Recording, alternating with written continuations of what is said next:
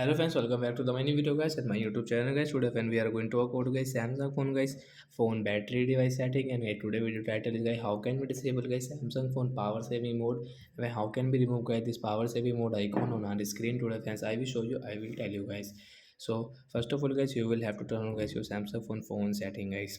So we will on guys our phone setting guys. After on phone setting I scroll it. Friends, you can see guys your Samsung phone get this phone battery setting guys. Click on guys this battery setting. Friends, you can see your battery setting here. Tap here. Friends, you can see power saving mode is enabled. So friends, you can disable from here guys. After disable guys, you can use this setting. So like this guy, we can disable guys power saving mode setting, and we can remove this power saving mode icon on our status bar. So bye bye guys, we will meet on next video guys. I hope friends have understood how to disable power saving mode. So bye guys, thanks for watching the video. Friends, do you have any doubt related to guys your phone battery saver setting, power setting? You can ask me comment section. I will check, I will help you. Bye guys.